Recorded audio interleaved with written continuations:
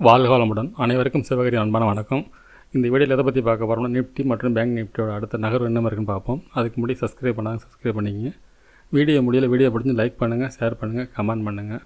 உடனுக்குடன் அப்டேட்டுக்கு டிஸ்கிரிப்ஷனில் லிங்க் இருக்குது, டெலகிராம் ஜாயின் பண்ணிங்க. சரி, வாங்க வீடியோக்குள்ளே போவோம். நேற்று நம்ம என்ன சொல்லியிருந்தோம்னா, வீடியோவில் மார்க்கெட்டை பொறுத்தளவுக்கு நியூஸ் பேஸில் இருக்கிறனால மார்க்கெட் நம்ம கொடுத்து அந்த சேனல் கொடுத்துருந்தோம். இந்த ரோஸ் கலர் சேனலை விட்டு இறங்கினா மட்டும் மார்க்கெட் ஃபாலோ வாய்ப்பு இருக்கும். ஒருவேளை கேப் அப் இருந்தால் மார்க்கெட்டை பொறுத்தளவுக்கு நேற்றோட ஹைக்கு மேலே மார்க்கெட் ஓப்பன் ஆனால் மார்க்கெட் மேல் நோக்கி போகிறது வாய்ப்புன்னு சொல்லியிருந்தோம்.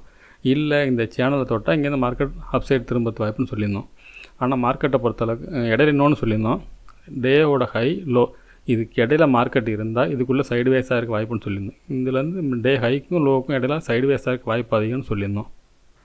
ஆனால் மார்க்கெட்டை பொறுத்தளவுக்கு நம்ம சொன்ன இடத்துக்குள்ளேருந்து சைடுவேஸ் இந்த லொக்கேஷன் சைடுவேஸ் சொல்லியிருந்தோம். அதே போல் இதுக்குள்ளே சைடுவேஸ்னால் சரியான சைடுவேஸ், கொஞ்சம் கூட பெரிய மாற்றமே இல்லாமல் அப்படியே இன்றைக்கி பொழுது ஃபுல்லாக வேஸ்ட்டாக ஓட்டிட்டாங்க. திங்கக்கிழமை மார்க்கெட் எப்படி இருக்குன்னு பார்ப்போம். அதுக்கு முன்னாடி இந்த வீக்லி என்னென்னு பார்ப்போம். வீக்லி கேண்டில் என்ன மெசேஜ் சொல்லுதுன்னு பார்ப்போம். ஃபஸ்ட்டு வீக்லி கேண்டில் பொறுத்தெல்லாம் சொல்லியிருந்தோம்னா, போன வாரத்துக்கு முன்னாடி சொல்லியிருந்தோம் ஒரு டோஜி, அதுக்கு முன்னாடி ஹேமர். இந்த ஹேமரை பிரேக் பண்ணால் மார்க்கெட் மேல் நோக்கி போகிறது வாய்ப்பு சொல்லியிருந்தோம். இப்போ நியூஸ் பேஸ்னால தான் மார்க்கெட் இந்த இடத்து பிரேக் பண்ண முடியாமல் இருக்குது. இன்றைக்கி மார்க்கெட் இறங்காமல் இருக்குது. நான் சொல்லிட்டு தான் இருக்கேன், மார்க்கெட்டை செக்டரை பொறுத்தளவுக்கு இறங்குற செட்டப் கிடையாது, ஏற செட்டப். ஆனால் நியூஸ் பேஸ்னால மார்க்கெட் இறங்குறதுக்காக மெனக்கெடுதுன்னு சொல்லியிருந்தோம். ஆனால் மார்க்கெட்டை பொறுத்தளவுக்கு இப்போ வீக்லி என்ன சொல்லுதுன்னா, வீக்லிருந்து என்கல்பிங் பண்ணலை, இன்சைடு கேண்டிலாக போட்டுருக்காங்க. இன்சைடு கேண்டில்னால் திருப்பி கேண்டிலுக்கு மேலே போனால் பை, கேண்டிலுக்கு கீழே போனால் டவுன். அந்த மாதிரி வீக்லி கேண்டில் இருக்குது நிஃப்டியை பொறுத்தளவுக்கு. சரி, திங்கக்கிழமை 15 மினிட்ஸில் எப்படி நான் வரது வாய்ப்புன்னு பார்ப்போம். இது டே கேண்ட் லீவ் கிளியரான ஒரு டோஜி போட்டுருக்காங்க. அந்த டோஜியை பொறுத்தளவுக்கு டோஜியும் அதே தான். டோஜிக்கு மேலே இருந்தால் பை, டோஜி கீழே இருந்தால் டவுன். இப்போ 15 மினிட்ஸ் வியூவில் வச்சுருக்கோம். 15 மினிட்ஸ் படி பார்த்திங்கன்னா இந்த 2 ப்ளூ கலர் நம்ம சொல்லியிருப்போம். எப்பயுமே டேயோட ஹையும் லோவும் 2 மார்க் பண்ணியிருக்கோம். மார்க்கெட்டை பொறுத்தளவுக்கு நாளைக்கு மார்க்கெட்டும் கேப் அப் இருந்தால் மார்க்கெட் மேல் நோக்கி போக வாய்ப்பு இருக்கும். கேப் அப் இல்லை, கேப் டவுன். இது கீழே ஓப்பன் ஆனால் மார்க்கெட்டை பொறுத்தளவுக்கு பெரிய ஃபால். இது கீழே அதாவது 19,400 380 400 இந்த ரேஞ்சை பிரேக் பண்ணால் மட்டும்தான் மார்க்கெட் கீழே போகிறது வாய்ப்பு இருக்கும். இல்லைனாலும் இறங்கினாலும் இந்த லொக்கேஷன்லேருந்து மறுபடியும் மேல் நோக்கி போக தான் வாய்ப்பாக இருக்கும். மார்க்கெட்டை பொறுத்தளவுக்கு நியூஸ் பேஸில் இருக்கிறனால இடையில லீவ் வரனால திங்கக்கிழமை என்ன மாதிரி ஓப்பன் ஆகுது, கேப் அப்பை பொறுத்து தான் இருக்குது. மார்க்கெட் ஓப்பனை பொறுத்து தான் மார்க்கெட்டோட ப்ரெடிக்ஷனே இருக்குது. இப்போ இந்த 2 எல்லோ பார்டர் போட்டிருக்கோம். இந்த இதுக்கு மேலே உள்ள எல்லோவுக்கு மேலே போனால் மார்க்கெட் மேல் நோக்கி போகிறது வாய்ப்பு இருக்கும். கீழே உள்ள எல்லோ உடைச்சா நம்மளோட இந்த 2-3 சேனல் போட்டிருப்போம். அந்த சேனலுக்குள்ளே மார்க்கெட் அப் சைடு போகிறது வாய்ப்பு இருக்கும். என்ன மாதிரி இருக்க வாய்ப்புன்னு பார்த்தீங்கன்னா, இந்த சேனல் கீழே இது கீழே ஓப்பன் ஆனால் இந்த கீழே உள்ள சேனல் வரைக்கும் ஒன்று இந்த சேனலில் திரும்பவும், இல்லை திருப்பி இறங்கிட்டு இங்கேருந்து திரும்புறது வாய்ப்பு இருக்கும்.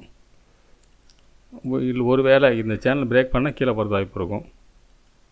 மேல் நோக்கின்னு பார்த்தோம்னா இந்த எல்லோவுக்கு மேலே இருந்துச்சுன்னா இன்றைக்கி ஒரு டே ஹைக்கு மேலே ஓப்பன் ஆனாலும் சரி, இல்லை ஹைக்கு கீழே ஓப்பன் ஆனாலும் அட்லீஸ்ட் அந்த ஹையை தொட்டுட்டு திருப்பி இறங்கி நம்ம எல்லோவிலேருந்து ரீடெஸ்ட் பண்ணி மார்க்கெட் மறுபடியும் மேல் நோக்கி போகிறது வாய்ப்பு இருக்கும்.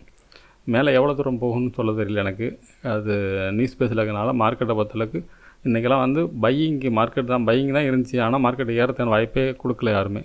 ஆனால் இப்போ இருக்க கண்டிஷனை பொறுத்தளவுக்கு மார்க்கெட் மதில் மேல் பூனை, மேலேயும் போகலாம் கீழேயும் போகலாம். எந்த பக்கம் போகுதோ மேல் சைடு போகிறப்ப அந்தளவுக்கு பெரிய புல்லிஸ் போகுமான்னு சொல்ல தெரியல. ஆனால் ஒரு வேளை டவுன் ஆனால் பெரிய ஃபால் வரதுக்கு வாய்ப்பு இருக்கும். 19,380 கீழே. சரி, வாங்க பேங்க் நிஃப்டி எப்படின்னு பார்ப்போம்.